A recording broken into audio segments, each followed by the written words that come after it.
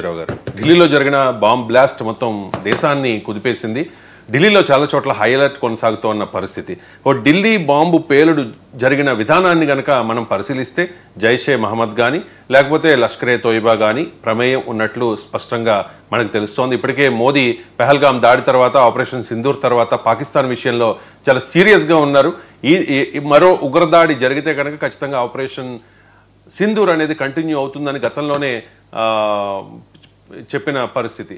So ఇప్పుడు ఈ ఢిల్లీలో జరిగిన దాడిలో అది ఉగ్ర దాడి అని నిరూపితమైతే మోడీ యాక్షన్ పాకిస్తాన్ విషయంలో ఏ విధంగా ఉండే అవకాశం ఉంది? ఎంజీ రావు గారు. ఎస్ అండి, ఇప్పుడు ఢిల్లీలో ఈ సోమవారం సాయంత్రం 6 గంటలన్నర దగ్గర జరిగిన తీవ్రమైన బాంబ్ బ్లాస్ట్ అని చెప్పవచ్చు. ఎందుకంటే మోడీ హయాంలో మోడీ 2014లో అధికారంలోకి వచ్చిన తర్వాత తీవ్రవాదుల దాడులు అనేవి చాలా తక్కువ భారతదేశంలో. అందువల్ల భారతదేశం తీవ్రవాదుల దాడుల నుంచి విముక్తం చెందింది అని చెప్పవచ్చు చాలా వరకు. ఎందుకంటే తీవ్రవాదం ప్రపంచవ్యాప్తంగా యుద్ధాల వాతావరణంలో కూడా భారతదేశం ప్రశాంతంగా జీవిస్తుంది.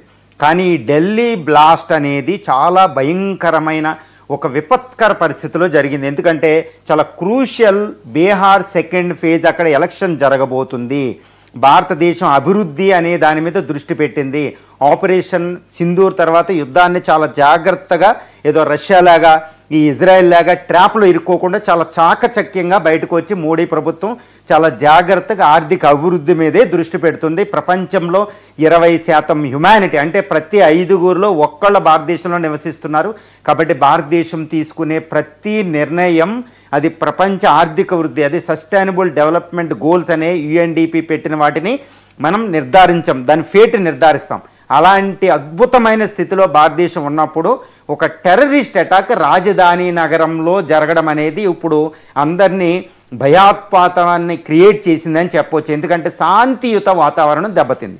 ఇప్పుడు ఈ ఢిల్లీ బాంబు పేలెండ్ గమనిస్తే ఇప్పటికే నేషనల్ ఇన్వెస్టిగేషన్ ఏజెన్సీ, NIA ఒకటి, ఫోరెన్సిక్ ఏజెన్సీలు ఇవన్నీ రంగంలో దిగింది. హోంమంత్రి గారు అమిత్ షా చెప్పినట్టు ఇప్పుడు అంతా అంటే ఈ తీవ్రవాదుల దాడులు వెనకాల ఉన్న కల్ప్రిట్స్ ఎవరు, నేరస్తులు ఎవరినో పాయింట్అవుట్ చేస్తున్నాం అని ఆయన చెప్పడం. రాజ్నాథ్ సింగ్ గారు అయితే ఎవరిని మేము స్పేర్ చేసే ఎవరిని వదలము ఈ తీవ్రవాదుల దాడులు వెనకాలనేది ఆయన చెప్పడం. ప్రధాని కూడా సెక్యూరిటీ అంటే క్యాబినెట్ కమిటీ ఆన్ సెక్యూరిటీని ఒక అత్యవసర భేటీని అక్కడ నిర్వహించడం జరిగింది. అందులో national security advisor Ajit Doval గారు చాలా కీలక పాత్ర పోషిస్తున్నారు. ఎందుకంటే ఈ ఇష్యూస్ అన్ని terrorism activities, Pakistan, Bangladesh, China వ్యవహారాలన్నిటిని ఆయనే చూస్తారు. ఆయన దగ్గరే ఇంటెలిజెన్స్ సోర్సెస్ ఎవ్రీథింగ్ ఉంటాయి. ఆల్ ఇంటెలిజెన్స్ ఇంటెలిజెన్స్ బ్యూరో, అదేవిధంగా నేషనల్ ఇంటెలిజెన్స్ ఏజెన్సీతో పాటు అందరూ అక్కడ మీట్ అవుతున్నారు. ఢిల్లీ పోలీసు కమిషనర్స్ వీళ్ళందరూ అక్కడ ఉన్నారు. అంటే భారతదేశం ఏదో ఒక నిర్ణయం తీసుకోబోతుంది. ఇక్కడ కావాల్సింది ఏంటంటే ఢిల్లీ బాంబ్ బ్లాస్ట్ వెనకాల ఎవరు ఉన్నారు అనేది గమనించాలి. అది గమనించాలంటే ఈ బాంబు జరిగిన గ్రావిటీ ఆఫ్ చూడాలి. ఎందుకంటే ఇండియా అనేది చాలా సెక్యూరిటీ, అంటే యునైటెడ్ స్టేట్స్ ఆఫ్ అమెరికాలో హోమ్ల్యాండ్ సెక్యూరిటీ అనే ఒకటి ఉంటుంది.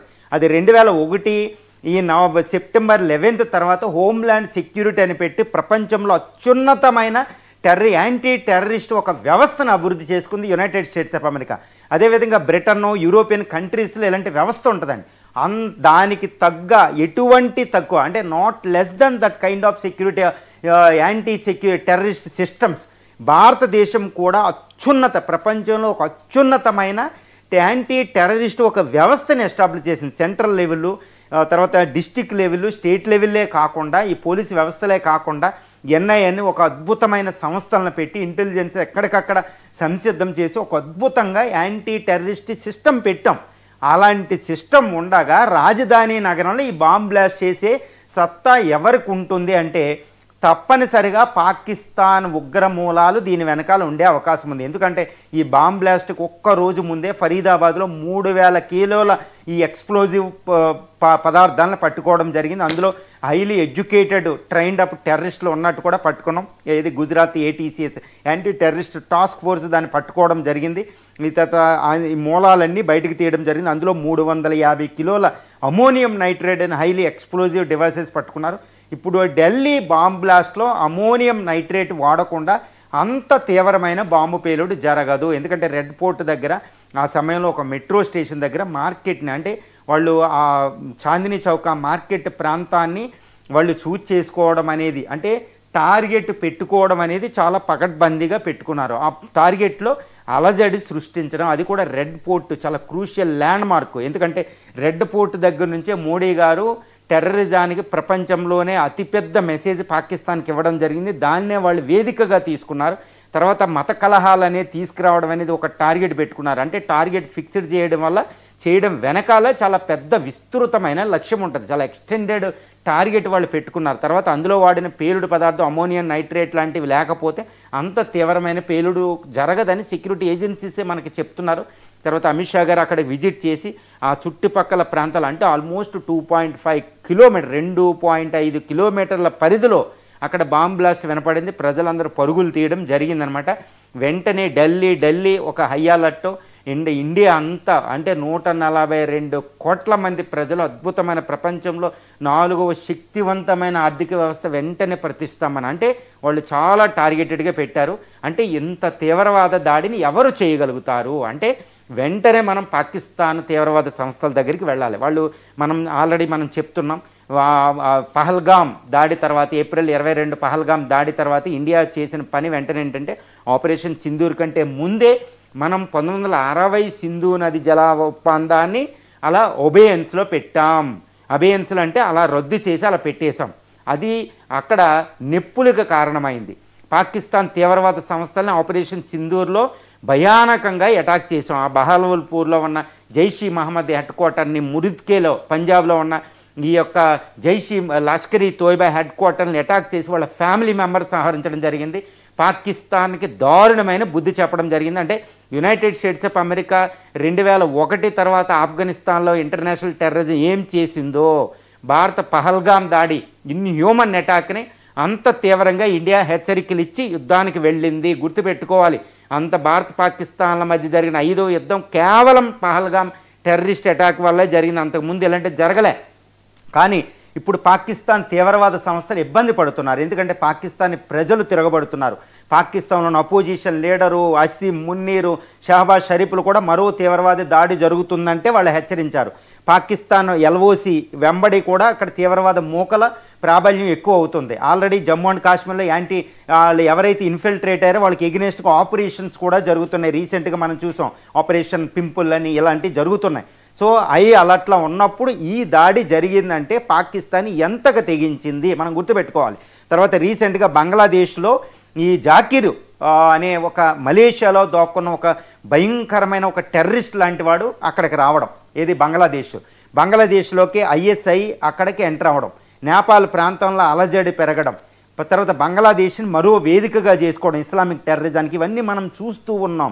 కాబట్టి పాకిస్తాన్ మూలాలున్న లష్కర్ ఈ తోయిబా, జైషీ మహమ్మద్, అదే అజహర్ మహమ్మద్, అదేవిధంగా హఫీజ్ సయ్యద్, ఈ కసూరి, తర్వాత Haqqani network, Pakistani Taliban, Pakistani based ISI, ఇలాంటి తీవ్రవాద సంస్థల ప్రాబల్యం అక్కడ ఉంది అనే దాన్ని బట్టి రీసెంట్గా ఫరీదాబాద్లో ఈ Gujarat anti terrorist task force పట్టుకున్న వీటన్నిటి బట్టి మనం ఆధారం చేసుకోవచ్చు. తర్వాత అంత తీవ్రమైన బాంబు దాడులు చేయడానికి ఇండియాలో ఏమి తీవ్రవాద సంస్థలు ఉండవు. ఇండియాలో పాలిటిక్స్ అనేది చాలా పీస్ఫుల్గా జరిగింది ప్రజాస్వామ్యంలో. కాబట్టి ఇది భారతదేశాన్ని టార్గెట్ చేస్తూ మరలా పాక్ బేస్డ్ ఉగ్రవాద సంస్థలు ఉన్నట్టే మనకు రూఢి అవుతుంది.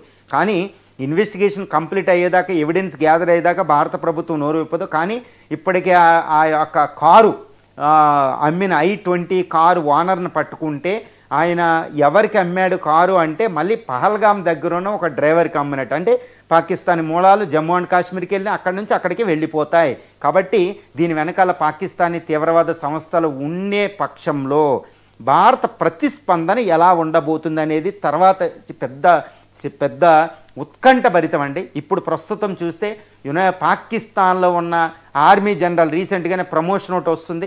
27th కాన్స్టిట్యూషనల్ అమెండ్మెంట్ ఒకటి చేస్తున్నారు పాకిస్తాన్లో. ఆయనకి CDS combine chief of defence staff ఇవ్వబోతున్నారు. పాకిస్తాన్లో ఆల్మోస్ట్ అధ్యక్షుడు అయిపోతున్నారు అసీం మున్నీర్. కానీ ఈయనకి భయానకమైన పరిస్థితులు ఆయన ఉన్నాడు. ఎందుకంటే ఇండియాలో ఇప్పుడు ఢిల్లీ రాజధాని, అంటే ఇండియా రాజధాని ఢిల్లీలో జరిగిన బాంబ్ బ్లాస్ట్ వెనకాల ఇందులో 13 మంది చనిపోవడం, డజన్ల కొద్దీ ఇంజూర్డ్ అవ్వడం జరిగింది. ఇందులో వెనకాల పాక్ మూలాలుంటే అషిమ్ మున్నీర్కి మళ్ళీ దడే, ఎందుకంటే పహల్గామ్ దాడి ఏప్రిల్ 22 తర్వాత ఆయన దడలో ఉండగా ఇండియా ఏం చేసిందో తెలుసు. కాబట్టి ఇప్పుడు ఇండియా రెస్పాన్స్ ఎలా ఉంటుంది, మోడీ ఉగ్ర రూపం, మోడీ చాలా కోపంగా ఉన్నట్టు తెలుస్తుంది. ఎందుకంటే ఇంకొక ఉగ్రవాది దడిగితే, అంటే పాకిస్తాన్ నుంచి ఇంకొక బుల్లెట్ ఇండియా వస్తే we will treat as N act of terrorism, N act of war. ఒకప్పుడు ఉగ్రవాద దాడి లేగానే చూసి ఏదో అలా చేసేవాళ్ళు. కానీ పహల్గామ్ దాడి అంటే పోస్ట్ సింధూర్, ఆపరేషన్ సింధూర్ తర్వాత మోడీ భారత ప్రధాని అదాంపూర్ ఎయిర్ బేస్లో స్వయంగా చెప్పడం జరిగింది. ఏంటి, ప్రపంచానికి, పాకిస్తాన్కి, మాకు ఒక్క బుల్లెట్ వచ్చినా, ఒక్క బాంబు పేలుడు జరిగినా ఎన్ యాక్ట్ ఆఫ్ వార్, మేము దాన్ని యుద్ధం కింద పరిగణిస్తామని భారత ప్రధాని భారత ఉగ్రవాద విధానాన్ని, యుద్ధ విధానాన్ని ఆయన ప్రకటించేశాడు. అంటే దాన్ని బట్టి మనం తీసుకుంటే ఇప్పుడు పాకిస్తాన్ తీవ్రవాద మూలాలు ఉంటే పరిస్థితి ఎలా ఉండబోతుంది అంటే ఒకటే మనం అంచనా వేయచ్చు, operation Sindoor is on going, ఇది జరుగుతూనే ఉంది. అంటే ఆపరేషన్ సింధూర్ జరుగుతూనే ఉంది కాబట్టి భారతదేశం రక్షణ దళాలు, భారత ప్రధాని, నేషనల్ సెక్యూరిటీ అడ్వైజర్, రక్షణ శాఖ మంత్రి అందరూ చెప్పడం జరిగింది. కాబట్టి ఇప్పుడు పాకిస్తాన్ మీద మళ్ళీ దాడి చేయాలంటే మళ్ళీ యుద్ధ ప్రకటన ఏమీ అవసరం లేదు, డైరెక్ట్గా అటాకే ఉంటుంది. ఎందుకంటే ఉగ్రవాద మూలాలు, ఇది ఆపరేషన్ సింధూరు, వాళ్ళు బహవల్పూరు, కొట్లి, ఈ తర్వాత మురిద్గే లాంటి చోట, ముజాఫరాబాద్ దగ్గర తీవ్రవాద స్థావరాలు మనం నాశనం చేసిన తర్వాత మళ్ళీ ఫండింగ్ పోగు చేసుకుని మళ్ళీ వాళ్ళు దాన్ని ఎస్టాబ్లిష్ చేసుకున్నారు, ట్రైన్ అప్ చేశారు. వందలాది తీవ్రవాదులు మళ్ళీ ఎల్ఓసి వెంబడి ఎప్పుడు పెనిట్రేట్ అవ్వాలా అని రెడీగా ఉన్నారు ఇండియాలో రావడానికి. అదేవిధంగా జియా ఉల్ హక్ చెప్పిన ఒక సిద్ధాంతాన్ని మనం మర్చిపోకూడదు. We will bleed India with 1000 cuts, 1000 గాయాలైనా చేసి భారతదేశం బ్లీడ్ చేయడానికి. వీడు ఎవడు అసలు జియా ఉల్ హక్? వాడు చేసింది 1970sలో చేసింది ఇప్పటికీ బ్లీడ్ అవుతూనే ఉంది. ఇండియాలో రక్తోత్పాతం జరుగుతుంది. 142 కోట్ల దేశాన్ని, ప్రపంచంలో అతిపెద్ద ప్రజాస్వామ్య దేశాన్ని వాళ్ళు భయపెడుతున్నారు. ఒక ఫెయిల్డ్ స్టేట్, ఒక రోగ్ స్టేట్, యుఎస్ భాషలో చెప్పాలంటే అది ఒక రోగ్ స్టేట్, ఒక ఫెయిల్డ్ స్టేట్, ఒక బనానా స్టేట్ అంటారు, ఒక జెల్లీ స్టేట్ అంటారు. దానికి ఎన్ని పేర్లు పెట్టినా పర్లేదు, ఎందుకంటే నేను అనేది కాదు, మనం ఇండియా అనేది కాదు, FATF చెప్తుంది, యునైటెడ్ నేషన్స్ ఆర్గనైజేషన్ అంతర్జాతీయ చట్టాలు చెప్తున్నాయి, ప్రపంచంలో ఎన్నో దేశాలు మాట్లాడుతున్నాయి. What is the state of the affairs of the Pakistan అనేది. అక్కడ కరెంట్ టాపిక్ చూస్తే అక్కడ అన్నీ విఫలమైపోయింది, అన్ని ఆర్థిక, సామాజిక, రాజకీయ. ఈ దేశాన్ని కంట్రోల్ చేసేవాళ్ళు ఎవ్వరు అంటే ఇండియా తను మాత్రమే కంట్రోల్ చేసుకోవాలి, తనను తాను రక్షించుకోవాలి.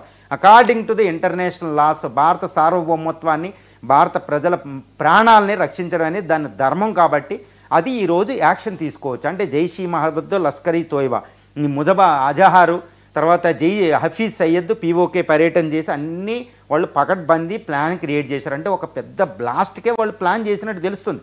కాబట్టి ఈ తీవ్రవాద దాడి వెనకాల వీళ్ళు ఉంటే భారత ప్రతిస్పందన ఎలా ఉండబోతుందంటే ఆపరేషన్ 2 సింధూర్ మళ్ళా యాజ్ ఇట్ ఈజ్గా కంటిన్యూ అవ్వబోతుంది. అందుకనే భారత ప్రధాని ఆల్రెడీ అక్కడ INS విక్రాంత్ మీద మాట్లాడుతూ అక్కడ చెప్పడం జరిగింది, ఆపరేషన్ త్రిశూల్ రాన్ ఆఫ్ కచ్ సర్క్రీక్ దగ్గర జరుగుతుంది.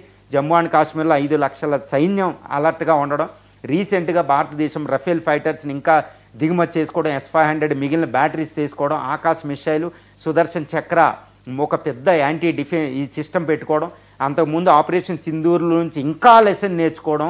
ఒకప్పుడు లేక 4 రోజుల్లో పాక్ను ఓడించడం కాదు, కేవలం 24 గంటల్లో మళ్ళీ పాకిస్తాన్ తుత్తునియలు చేయడం, పాకిస్తాన్ ముక్కలు చేయడానికి ఈరోజు రెడీ. డిఫెన్స్ మినిస్టర్ ఆల్రెడీ చెప్పారు, ఇండియన్ ఆర్మీ ద్వివేది రాజస్థాన్ నుంచి చెప్పడం జరిగింది, ఇంకొక అటాక్ అనేది అనివార్యం భారత మీద. అంటే భారతదేశం ఇంకో యుద్ధం చేయడం అనేది అనివార్యం, మేము దానికి ప్రిపేర్ అయ్యి ఉన్నాం. భారతదేశానికి దేవుడి దయ వల్ల ఇంకో అవకాశం వస్తే భారత సైన్యానికి చాలు, ఈసారి పాకిస్తాన్ ఉండదని. ఒక సైన్యం ఏం కోరుకుంటుంది, ఒక యుద్ధం రావాలని కోరుకుంటుంది, కానీ ప్రజాస్వామ్య దేశంలో వాళ్ళు యుద్ధం చేయడానికి ఉండదు. కానీ టెర్రరిస్ట్ అటాక్ జరిగితే యుద్ధం వస్తుంది. కాబట్టి ఆర్మీ ద్వివేది చీఫ్ చెప్పారు, CDS చెప్పారు, నేవీ చీఫ్ మాట్లాడారు, తర్వాత ఎయిర్ ఫోర్స్ చీఫ్ మాట్లాడారు. వాళ్ళందరూ అలర్ట్, త్రివిధ దళాలు అలర్ట్గా ఉన్నాయి. డ్రోన్ అటాక్ని అంతకుముందు పాకిస్తాన్ నుంచి వచ్చిన డ్రోన్ అటాక్ ఇంకా బాగా తట్టుకునేటట్టు మనం క్రియేట్ చేసుకున్నాం.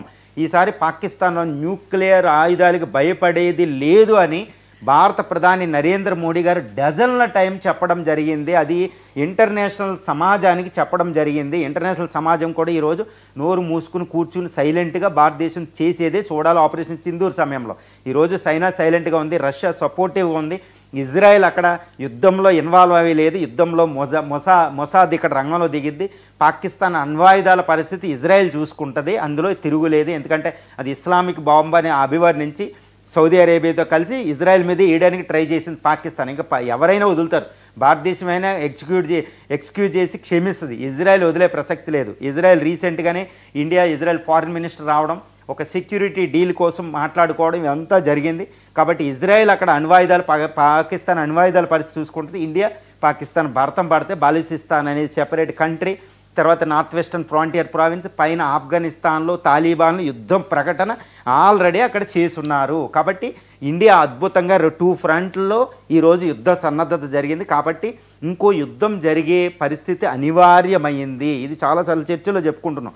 పాకిస్తాన్ టెర్రరిస్టులు తీవ్రవాద దాడి చేయకుండా వాళ్ళు ఉండరు. వాళ్ళు ఎందుకంటే రక్తం మరిగిన ఒక పులిలాగా ఉన్నారు, ఒక రాక్షసుల్లా ఉన్నారు, వాళ్ళు మానరు అంతమయ్యేంతవరకు. కాబట్టి సమూల నాశనం, అన్నిహిలేషన్ ఆఫ్ ది టెర్రరిజం అనేది పాకిస్తాన్ అంతంతోనే జరుగుతుంది అనేది భారత భావన. ఇది మోడీ నాయకత్వంలో ఇది జరిగి తీరుతుందండి.